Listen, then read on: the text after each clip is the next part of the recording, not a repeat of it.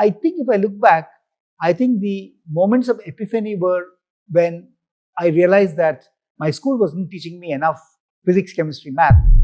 Today, we have with us none other than the seasoned leader, Dr. Ganesh Natarajan, who has successfully led publicly listed companies like Aptech Limited and Zensar Technologies.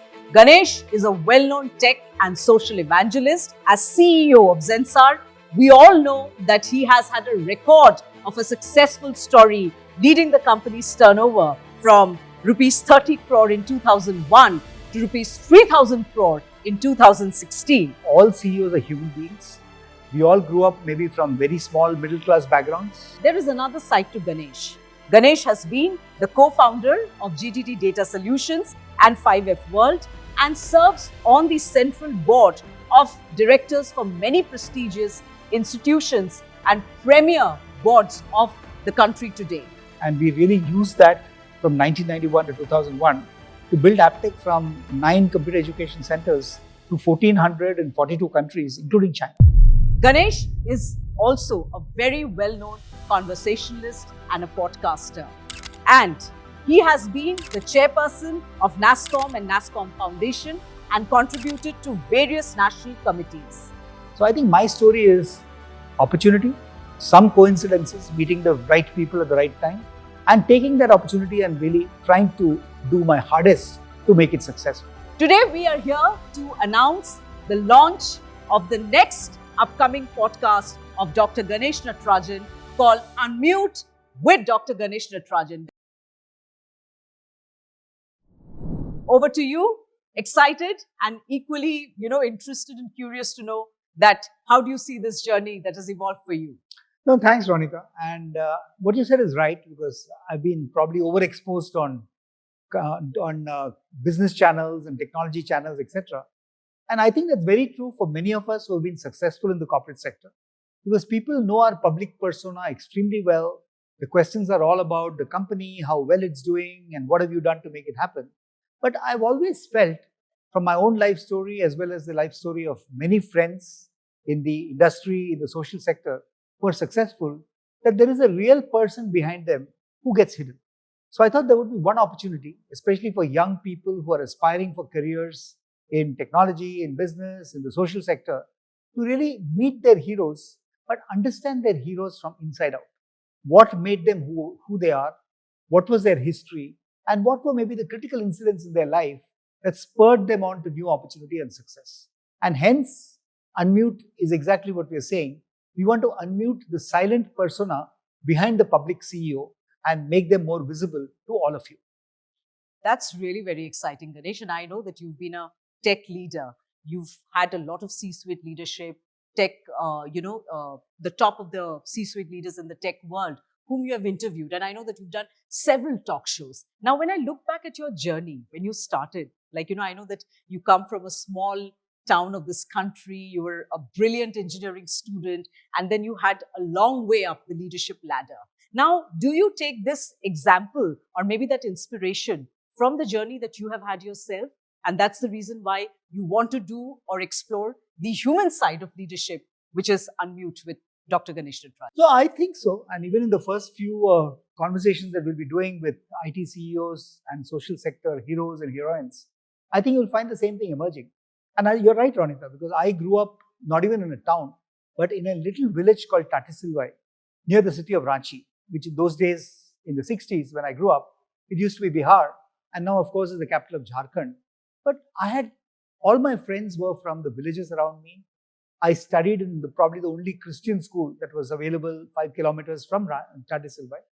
And growing up, I never had any great ambition. So it was just enjoying life, playing around the villages, coming back home and helping my father run a social sector entity that he had set up called the Ramakrishna Missions Seva Kendra. And that was my life. But I think if I look back, I think the moments of epiphany were when I realized that my school wasn't teaching me enough physics, chemistry, math to get into an IIT. So I realized that my best goal was to become a good communicator, because my English language and literature were always very strong. And leading from that, and I remember my principal telling me that, look, one day you'll look back on your career and thank your stars that we taught you good English. In those days, I didn't believe him. But looking back, I said that is the moment of impact.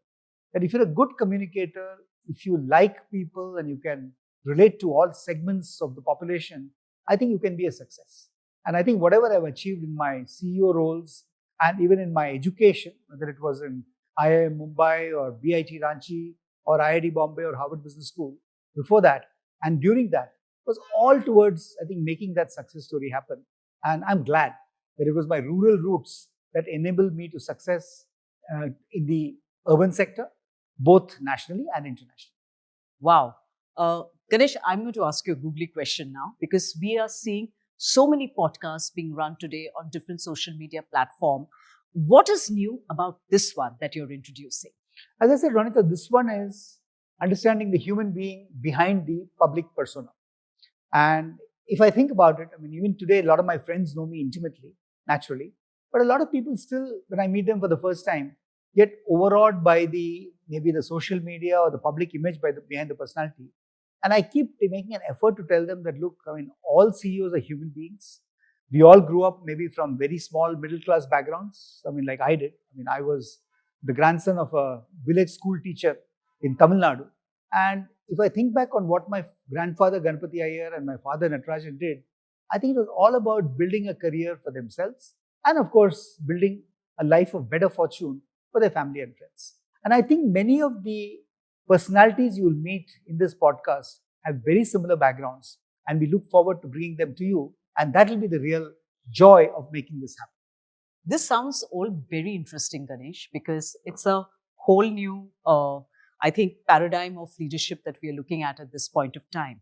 But when I look back and I try to, look back and see your success story of how and where you have come from and what have you created and built for yourself, I would like to know, and I'm sure the audience would like to know, how did you craft your success story in terms of your career, your life, and the vision that you've created for millions of people today? Maybe I'll disappoint a lot of people, but my success story, if you want to call it that, is almost entirely just grabbing opportunities that came my way. Like when I finished my industrial engineering or industrial management, as they call it now, in NITI, which is now IIM Mumbai, and joined a company, manufacturing company called Crompton Greaves in the 80s, I had no great ambition. In fact, even in the first 3 years, I would have been very happy if I retired from Crompton Greaves as maybe general manager. Okay, that was the limit of my ambition.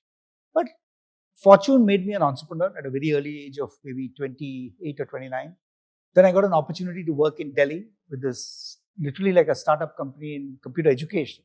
So I was building the consulting business called NIIT. And my first CEO stint came purely through a headhunter's phone call. There was this company, Aptech, which is really, really small, 4 crores in revenue. They were looking for a CEO. And they said, would you be interested? I was keen to get back to Mumbai because I'm really a Western India person. And I probably said yes at that point of time. But I was all of 33, 34 years old. My team was very new. And I had to really learn the ropes of leadership. But I discovered very quickly that some grounding I had in NIIT, which was really building a very affectionate, love-oriented culture, could be transported. And we really used that from 1991 to 2001 to build Aptech from 9 computer education centers to 1,442 countries, including China. So that gave me the kind of confidence that I could succeed. And then when I completely changed industry and moved to this company called Zensar in Pune, which I ran for 15 years, I think the confidence was there, the ability to craft what we call vision communities was there. And I think that culture of getting people together, building communities that loved each other and had very low attrition, that stayed with me from Zensar, and even in the last 10 years, working on boards of large companies like State Bank, like Honeywell, etc. And of course, my own social venture called the Lighthouse Communities Foundation, which is working with 3 lakh slum youth in 15 cities in the country. I think we've taken that love culture, the inclusion culture, and made that happen. So I think my story is opportunity, some coincidences, meeting the right people at the right time, and taking that opportunity and really trying to do my hardest to make it successful.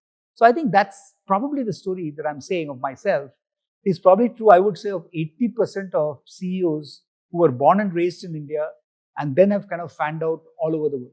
I mean, just to give you an example of my favorite CEO in the social sector, Safina Hussain. I mean, Safina started off her career just coming back to India from where she was, Latin America, US, Africa, and said, I must do something to put the tribal girls who are out of school or dropping out or getting out because of marriage, putting them back into school. And that out of school girls thing has grown to lakhs and lakhs of tribal girls being back in schools today. And it's an amazing story. And the most amazing part is, literally on the 7th of November, Safina and Educate Girls were given the Raman Magsaysay Award, the first social entity in India to ever get that award. So it's a recognition of how ordinary people can do extraordinary things, given opportunity and given their own courage of convictions to make change happen. Couldn't have agreed more, Ganesh. And I am curious to know that in a leadership journey, all the leaders, I'm sure, out there whom you will be interviewing and yourself would need a mentor or coach to guide you, to give you direction. When you look back at your own journey, do you reflect upon, any names, who played a pivotal role as a coach, as a mentor in your life? And would you like to share some experience of that? I've really had very few coaches and mentors, if you will. But if you look at the background and you look at maybe my father, okay, who himself was running a successful company, was very active in the cultural segment and in the social sector. I mentioned the Ramakrishna Mission earlier. I think he was an inspiration to me. So I wouldn't call him a coach because he died very early. I mean, in 1988, which was literally when he was in his early 60s. But my mentor was a gentleman called K.K. Noria, Keval Krishna Noria, who was the first managing director of Crompton Greaves when I joined. And he, I remember in my first interaction, used a phrase which I was very impressed with. Because when people were afraid to present to him, saying he'll ask me what went wrong with my targets and everything else, he came in and said, I want to only hear reasons for success. People who have something great to report, tell me. People who have nothing great to report, you'll only depress me by listening to you. So that kind of stayed with me throughout my life. And even today, I look for the best in people, look for creating happiness and getting happiness from people. And I think that's the almost indirect mentorship I got from Mr. Noria, my father, who was all about communities and kind of made me the kind of person I am today. And I really want to reach out and spread this happiness to a lot more people, which is one of the motivations for a podcast like this. True. And if you had to give a message to your audience that what is it that they should look forward in this upcoming podcast, anything that, will hold their attention, and that's a must for all the aspiring leaders out there, please tell us about it. Well, I think anybody and everybody and each one of you out there should aspire to become the best you can be. Whether you want to be a CEO, whether you want to be a social sector Magsaysay Award winner, it doesn't matter. But you will get the inspiration from the people we talk to on the show, that what were their beginnings? Did they really want to be where they are today? Or did they even expect that they could be where they are today? And you'll find that these are people who made it happen for themselves. What are their attributes? What made them who they are? Where did they come from in terms of the beginnings? And where do they think they'll go from here? I think that's going to be, to my mind, a very exciting story, certainly for me, as I discover this through conversation, and hopefully for you, as you learn by watching, by asking us questions, and making great things happen in your own life. So all the best to you. Thank you, Ganesh. And we wish you all the very best for this brand new podcast that's coming up with so much of, learning episodes that I'm sure we are all going to be watching, interesting conversations, and a whole new dimension of leadership. On behalf of the entire team here, I would like to wish you all the very best and looking forward to your podcast. So I'm looking forward to more interactions, and let's see how it goes. Thank you.